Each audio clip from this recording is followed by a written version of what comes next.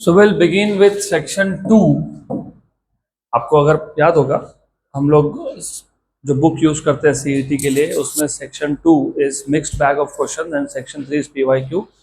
तो पिछले 2 लेक्चर्स हमने पीवाईक्यू सॉल्व किए and now will be solving questions from mixed bag. Mixed bag मतलब सारे टॉपिक के मिक्स क्वेश्चन आएंगे. अब a particle is executing simple harmonic motion with amplitude a and time period t.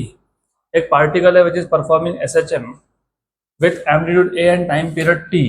The displacement of the particle after two period from its initial position is after 2 period, है ना. The displacement of the particle after 2 period. एक period में oscillation complete हो गया, particle वापस कहाँ जाता है? मीन पोजीशन पे. तो 2 पीरियड में वापस कहाँ आ गया? मीन पे. तो डिस्प्लेसमेंट इज 0 क्योंकि तुम डिस्प्लेसमेंट कहाँ से मेजर करते हो? मीन पोजीशन से. तो आंसर इज डी. कुछ था ही नहीं क्वेश्चन, राइट? गुड. अगला question, good question. The mass m as shown in figure oscillates in simple harmonic motion with amplitude a, right? The amplitude of point p is, हमारे पास एक diagram है, इसमें एक मास है और it is attached to two springs and this mass oscillates simple harmonically. तो mass m in the figure oscillates in simple harmonic motion with amplitude a. तो इस मास का एम्पलीट्यूड a है.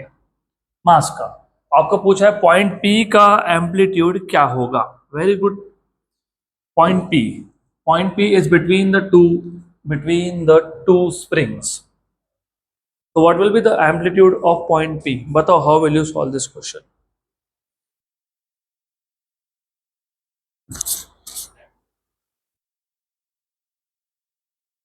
How will you solve this question?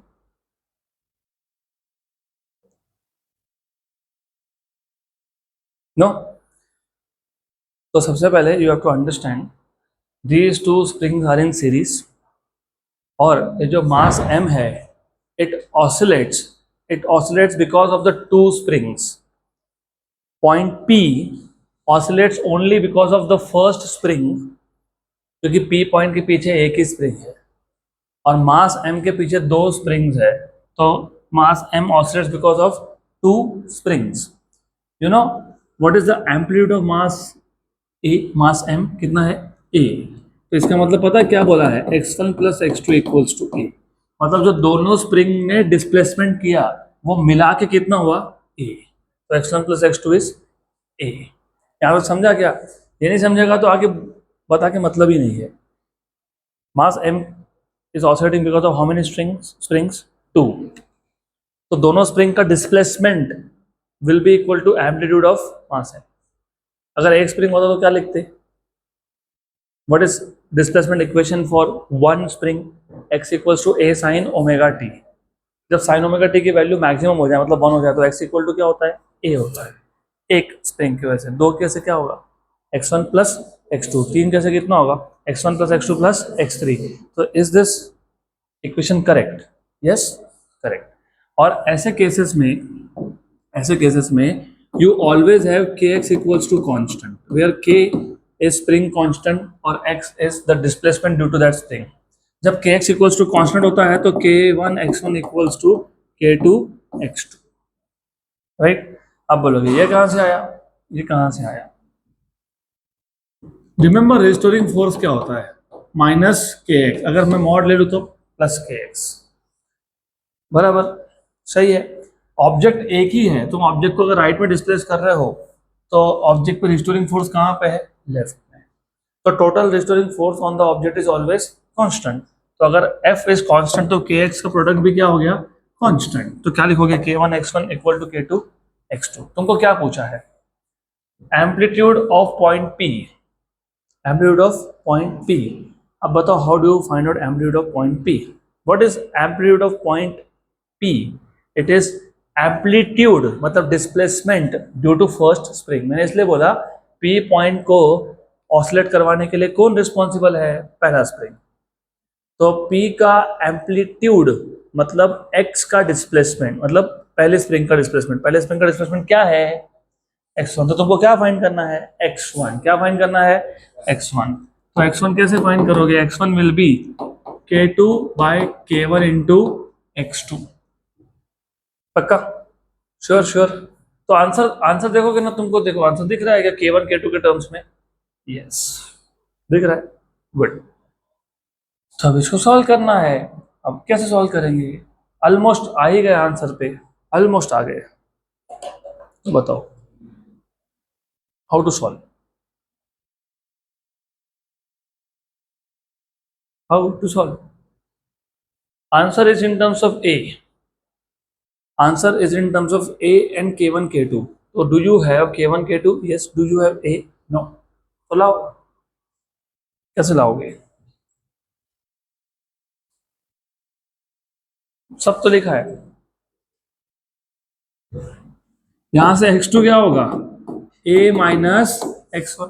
तो substitute करो वहां पे, x2 equals to k2 by k1, sorry x1 equals to k2 by k1 into x2। What is x2, what is x2, a minus x1। अब इसको solve करना पड़ेगा, x1 equals to k2 by k1 into a minus k2 by k1 into x1। इसको यहाँ लेके आ जाओ, लाओ इसको यहाँ पे, x1 plus k2 by k1 x1 equals to k2 by k1 a। यहाँ तक क्लियर है क्या, पक्का। क्या कॉमन निकला यहाँ से, x1। तो x1 कॉमन निकला तो क्या आया, 1 प्लस k2 बाई k1, सही है, इक्वल टू क्या आया, k2 बाई k1 इंटू ए। तो x1 क्या आ गया, k1 plus k2 upon k1, कुछ नहीं क्रॉस मल्टीप्लाई किया, k2 by k1 into A.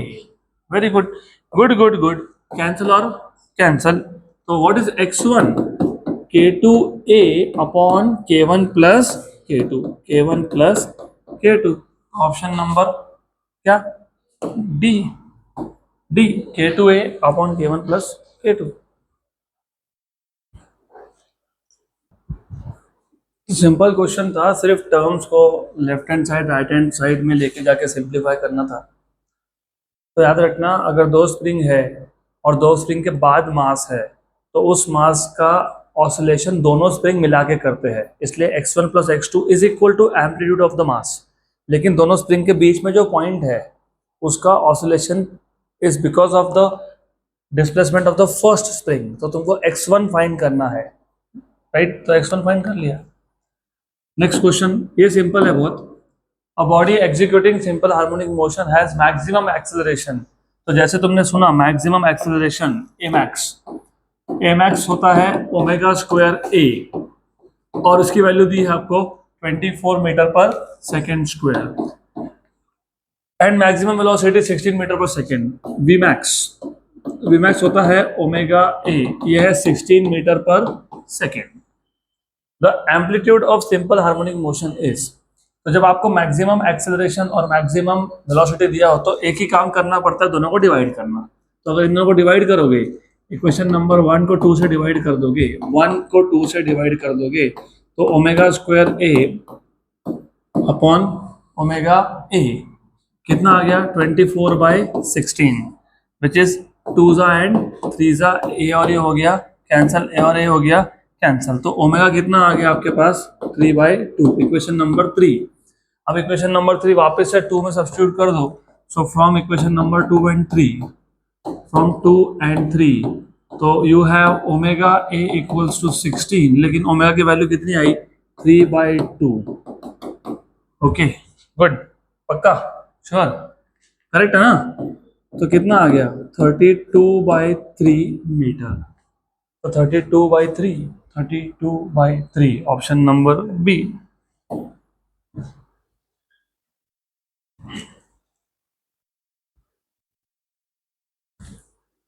Next question,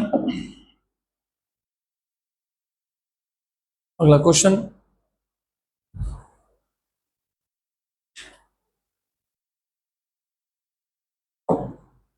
two simple harmonic motions of angular frequency 100 radian per second and 1000 radian per second have same displacement amplitude, मतलब दोनों का amplitude same है, same displacement amplitude मतलब amplitude same. The ratio of their maximum acceleration is.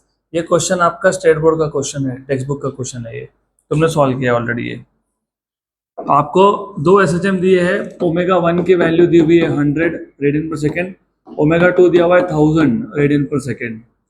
आपको पूछा है the ratio of maximum acceleration. You know maximum acceleration होता है ओमेगा स्क्वायर ए, बराबर। आपको रेशियो ऑफ मैक्सिमम एक्सेलरेशन पूछा है, तो a max is proportional to omega square, क्योंकि एम्पलीट्यूड सेम है, राइट। एम्पलीट्यूड सेम बोला है ना, तो एम्पलीट्यूड कांस्टेंट है, तो फिर इसका मतलब a1 by a2 will be equal to omega 1 by omega 2 का स्क्वायर। तो therefore you have a1 by a2 equals to omega 1, what is omega 1? 100 and omega 2 is 1000, इसका स्क्वायर। तो ये हो गया 1 बाई 10 का स्क्वायर, तो 1:10 square, option number B.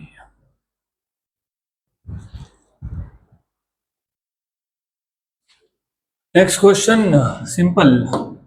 If a body is executing simple harmonic motion, then at extreme position total energy is zero. Total energy कभी zero नहीं होती, वो हाफ के ए स्क्वायर ही होती है। एक्सट्रीम हो, मीन हो, कहीं पे भी हो। At equilibrium position x equal to zero, the total energy is in the form of potential energy. No. At equilibrium potential energy is zero. All the energy is kinetic, right?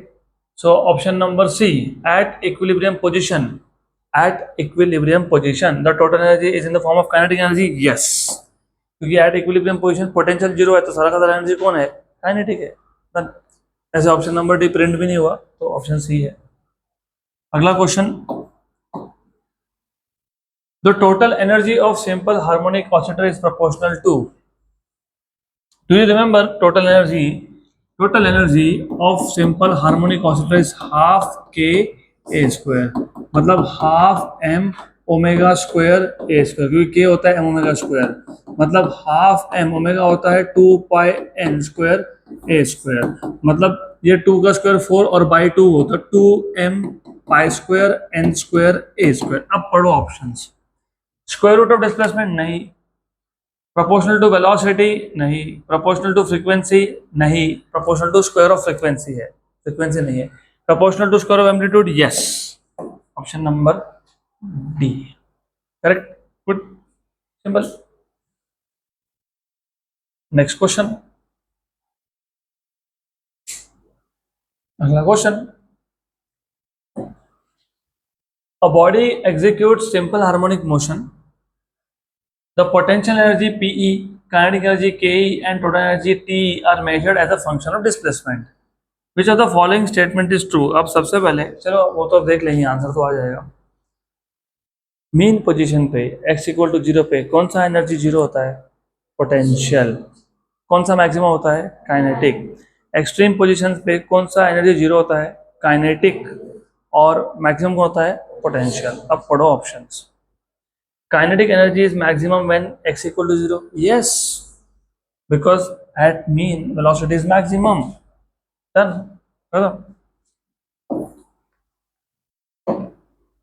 Next question, question number 8.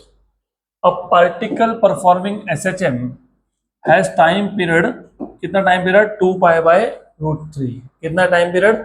2 pi by root 3. Time period 2 pi by omega होता है, मतलब omega की value root 3 है। And path length 4 centimetre. Path length क्या होता है याद नहीं होगा तो वापस बता दूंगा। The displacement from mean position at which, the displacement from mean position मतलब एक्स फाइंड करना है, कब? At which acceleration is equal to velocity. तो अब ऐसा है, क्वेश्चन सिंपल है, पूछा क्या है, सबसे पहले आपको टाइम पीरियड बताया है 2 पाई बाय रूट 3, और टाइम पीरियड होता क्या है? 2 पाई बाय ओमेगा, तो कंपेयर करके ओमेगा क्या मिल गया? रूट 3। आपको बोला है पाथ लेंथ, पाथ लेंथ मैंने आपको बताया था स्टेट बोर्ड के क्वेश्चंस में। देखो होता क्या है ना, एसएचएम में हमारे पास एक पार्टिकल है जो यहां से स्टार्ट होगा, यहां जाएगा, ए डिस्टेंस कवर करेगा, यहाँ आएगा वापस ए करेगा, यहाँ पे आएगा वापस ए, और यहाँ पे आएगा वापस ए। तो what is total distance? Total distance in one oscillation 4a। कितना होता है? 4a। लेकिन ये जो उसका पाथ है, ये उसका रास्ता है, रास्ता, रास्ते का लेंथ कितना है? ए और ए, तो कितना है? 2a। तो पाथ लेंथ इज 2a। और ये कितना दिया हुआ है 4 सेंटीमीटर, तो ए कितना मिल गया 2 सेंटीमीटर। तो remember path length and distance covered by the particle in one oscillation they are not same. The distance covered by particle in one oscillation is 4a, path length is 2a। याद रखना, confuse मत होना। The displacement from the mean position at which the acceleration is equal to velocity। तो आपको पूछा है x की value कब, जब acceleration is equals to velocity। What is the acceleration of the particle performing a system? Omega square x, और ये क्या होता है omega under root of a square minus x square. ठीक है, एक ओमेगा कैंसल हो गया, और ओमेगा की वैल्यू कितनी थी √3, कितनी थी √3, तो √3x equals to under root of a square minus x square. Squaring on both sides, √3 का स्क्वायर कितना होता है 3, √3x का 3x square equals to a square minus x square, तो 4x square equals to a square, तो x square equals to a square by 4, तो x equals to a by 2। What is a value, अभी तो देखा 2, तो 2 by 2 is 1, तो 1 centimetre. Option number सी। तो अब इसको ऐसा भी याद रख सकते हो आगे टाइम बचाने के लिए, एक्सेलरेशन और वेलोसिटी की वैल्यू इक्वल होती है x इक्वल्स टू a/2 पे। पाथ लेंथ था 4 सेंटीमीटर, तो 2a था 4 सेंटीमीटर, तो a हो गया 2। और कौन से पॉइंट पे a और b की वैल्यू सेम होती है, x इक्वल्स टू a/2, तो 2/2 इज 1। Directly question solve.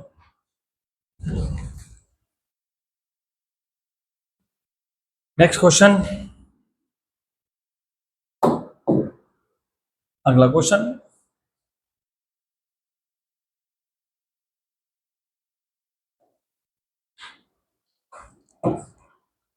अब ये क्वेश्चन जेई से पहले जो एग्जाम होता था ना AIEEE, उसका भी PYQ है। For a particle executing SHM, the displacement x is given by x equals to a cos omega t। x equals to a cos omega t मतलब पार्टिकल ने मोशन कहाँ से स्टार्ट किया, कौन सा एक्सट्रीम, राइट की left, right, positive side का extreme, very good. अगर x equal to a sin omega t होता तो मीन से। अब याद रखना पार्टिकल इनिशियली राइट एक्सट्रीम पे था, क्योंकि x equals to a cos omega t मतलब पार्टिकल ने अपना मोशन पॉजिटिव एक्सट्रीम से चालू किया है। Identify the graph which represents the variation of potential energy as a function of time and displacement। तो आपको ये 4 ग्राफ दिए हैं, पहले ग्राफ में 2 ग्राफ है, पहले ग्राफ में 1 और 2 है, दूसरे में 3 और 4 है। आपको चारों में से बताना है कि कौन से 2 ग्राफ पोटेंशियल एनर्जी का वेरिएशन बता रहे हैं with time and with position. चलो थोड़ा सा सोचते हैं उसको, सिंपल है क्वेश्चन। पार्टिकल इनिशियली कहाँ था, एक्सट्रीम पे, एक्सट्रीम पे काइनेटिक एनर्जी कितना होता है 0, पोटेंशियल एनर्जी क्या होता है मैक्सिमम। और जैसे जैसे पार्टिकल मीन की तरफ आएगा पोटेंशियल एनर्जी कम होगा, काइनेटिक एनर्जी बढ़ेगा, राइट। जब पार्टिकल मीन पे पहुंच गया पोटेंशियल एनर्जी 0 हो गया, काइनेटिक एनर्जी मैक्सिमम हो गया। अब हमको तो पोटेंशियल पे ध्यान देना है, तो काइनेटिक भूल जाओ। तो जब इनिशियली एक्सट्रीम पे था तो पोटेंशियल एनर्जी मैक्सिमम था, फिर मीन पे आया पोटेंशियल एनर्जी 0, फिर लेफ्ट एक्सट्रीम पे गया पोटेंशियल एनर्जी मैक्सिमम, फिर वापस मीन पे आया 0, फिर वापस से मैक्सिमम। अगर तुम इसको ग्राफ के फॉर्म में देखोगे, let us plot a graph of potential energy versus time. Potential energy versus time, potential energy negative नहीं हो रहा है, सिर्फ वो 0 और मैक्सिमम हो रहा है। तो थोड़े से कुछ नंबर्स भी मैं प्लॉट कर देता हूँ। यहाँ पे टाइम एक्सिस है, यहाँ पे पोटेंशियल एनर्जी है। तो टाइम एक्सिस पे मैं शुरू करता हूँ टाइम t इक्वल टू 0 से। ये t इक्वल टू 0 है, मान लो ये t/4 है, मान लो ये t/2 है, मान लेते हैं ये 3t/4 है, मान लेते हैं ये t है। पार्टिकल t इक्वल टू 0 पे कहाँ था, एक्सट्रीम, तो पोटेंशियल एनर्जी क्या था मैक्सिमम। फिर मीन पे आ गया, मीन पे आने में t/4 टाइम लगा, t/4 लगा, तो क्या हो गया 0।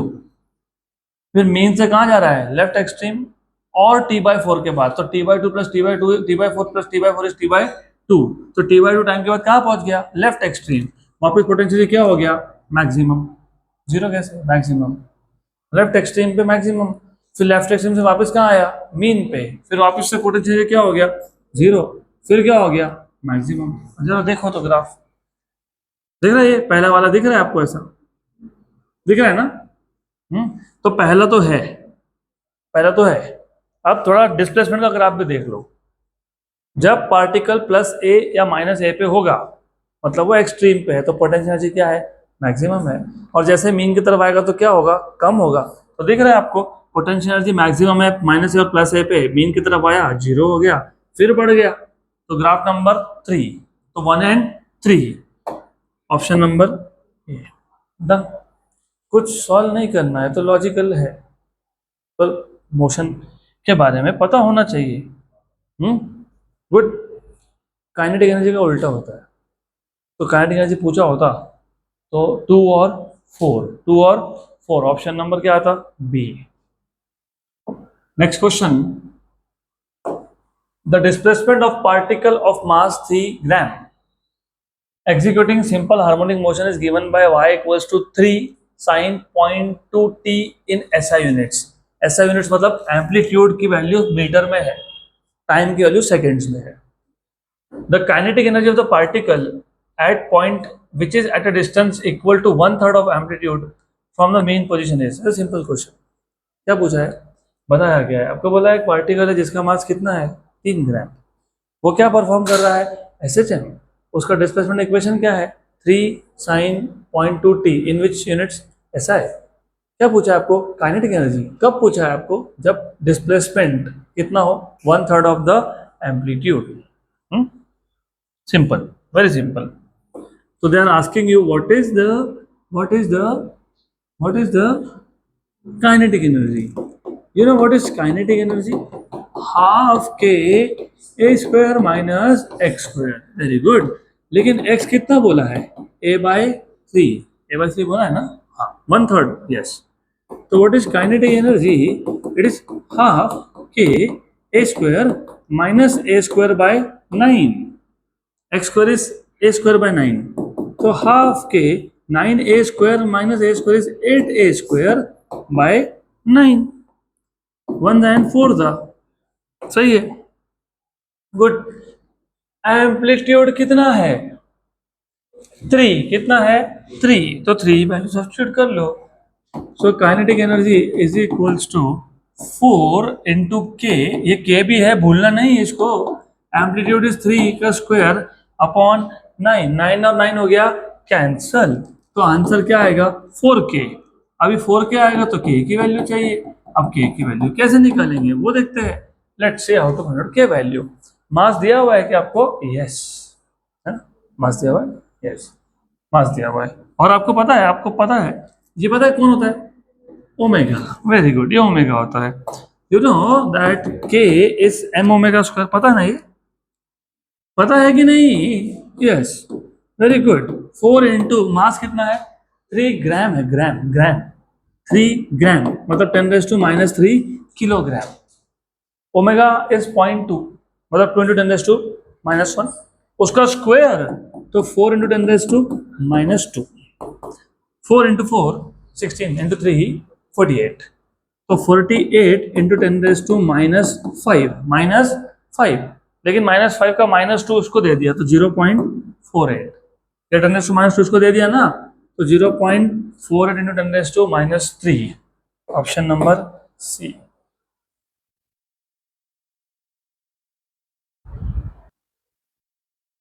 नेक्स्ट क्वेश्चन, अगला क्वेश्चन।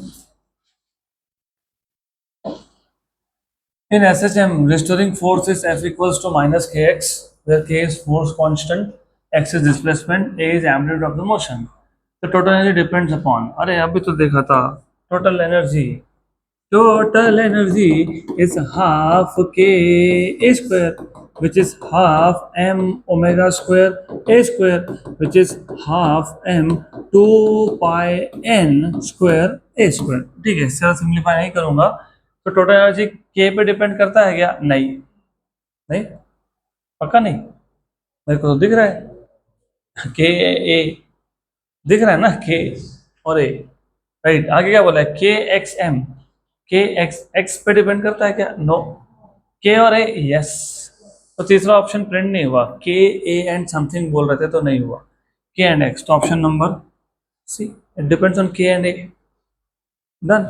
अब ये प्रिंट नहीं हुआ तो उसके हिसाब से तो आंसर सही आना चाहिए, ठीक है, करेक्ट है, नो प्रॉब्लम एट ऑल, सही है, सही ही है, के और ए पे डिपेंड करता है।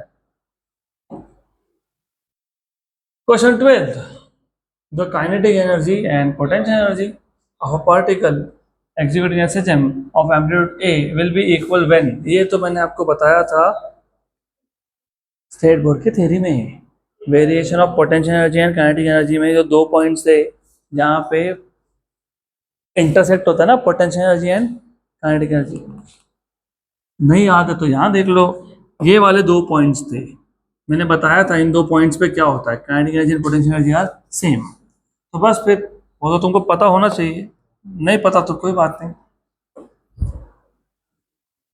पोटेंशियल एनर्जी और काइनेटिक एनर्जी सेम होना मतलब क्या होना, हाफ के, हाफ के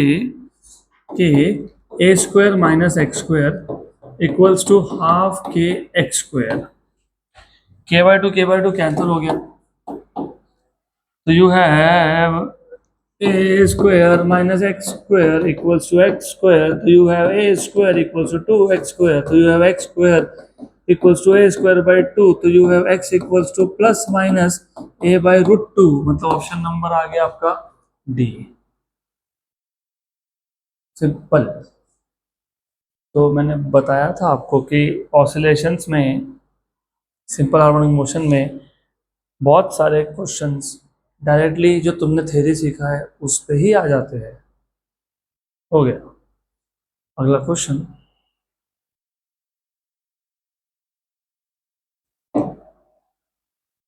ये भी जोक है, a particle moves so that it's acceleration a is given by a equals to minus bx, where x is displacement from equilibrium position and b is non-negative real constant.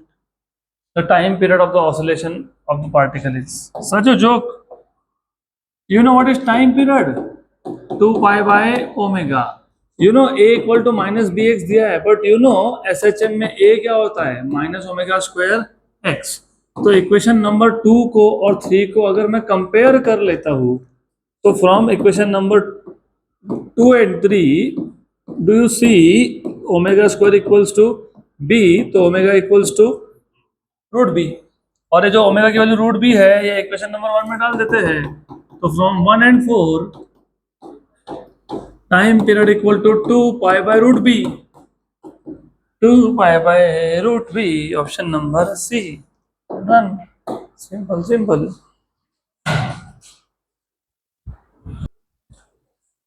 अगला question, next question, a particle executes linear simple harmonic motion with amplitude 2 centimeter when the particle is at 1 centimeter, कैसे question पूछते हैं, amplitude 2 बोलते हैं और distance 1 बोलते हैं, मतलब distance is a by 2, distance is a by 2 from the mean position, the magnitude of its velocity is equal to its acceleration, magnitude is equal to velocity is equal to acceleration, then the period in second is a equal to b, अभी तो solve किया था, कहाँ solve किया था a equal to b, अभी just किया ना कहीं तो सॉल्व, अभी तो किया a equal to b somewhere, I don't remember, question number 8, ये देखो ये है ना, a equal to b, what is a equal to b, x equals to a by 2, वही तो मैंने बोला अभी, a की वैल्यू 2 दी है, x की वैल्यू 1 दी है, तो a बाई 2, चलो ठीक है, अभी क्या पूछा है सॉल्व कर लेते हैं, will not upset them, will solve this, time period पूछा आपको, टाइम पीरियड पूछा है ना आपको, what is time period, 2 pi by omega, correct, yes, how do you find out omega,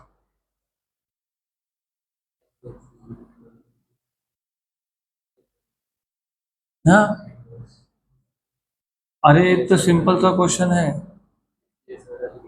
हाँ, तो एक्सीलरेशन इक्वल्स टू वेलोसिटी दिया हुआ है, तो सॉल्व किया ना हमने, omega square a omega root of a square minus x square. हाँ, ये सॉल्व करने के बाद ही तो हमको मिला एक्स इक्वल्स टू a/2। तो ये स्क्वायरिंग कर लेंगे, अगर स्क्वायरिंग कर लोगे, अगर करें ना। हाँ, ए की वैल्यू दी है क्या आपको? कितने दी है ए की वैल्यू? टू। टू, तो two omega equals to under root of a की वैल्यू कितनी है? ए की वैल्यू टू है ना, एक्स की वैल्यू कितनी है? वन, तो two square minus one square, तो टू ओमेगा कितना आ गया? Root three. तो ओमेगा कितना आ गया? Root three by two. तो सब्स्टिट्यूट कर दो यहाँ पे, T equals to two pi upon omega is root three by two, root three by two. तो टाइम पीरियड कितना हो गया? Four pi by root three. तो four pi by root three कहाँ दिख रहा है? नहीं है। बहुत कॉन्फिडेंस से बोल रहे थे, अरे इजी है, इजी है, इजी तो है। फिर बताओ, बताओ। तो गलत लिखोगे तो आंसर तो गलत मिलेगा। गलत लिखा हुआ है ओमेगा स्क्वायर एक्स, ये हो गई बात correct. Maximum excision omega square ये होता है। हाँ, ये एक्स आएगा, एक्स। गलत लिखोगे तो गलत ही मिलेगा। एक्स की वैल्यू कितनी है? वन। कितनी है? वन। तो वन बराबर, तो ये भी वन। तो ओमेगा कितना आ गया? Root three. हो गया खत्म। Two pi by root three. Two pi by root three, option सी।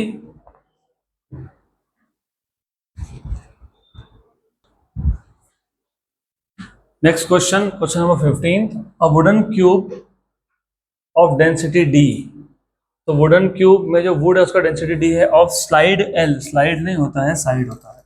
तो जो क्यूब है उसका जो साइड है, साइड, उसका लेंथ है L, floats in a liquid of density rho with its upper and lower surfaces horizontal. If the cube is pushed slightly down and released, it performs simple harmonic motion of period t.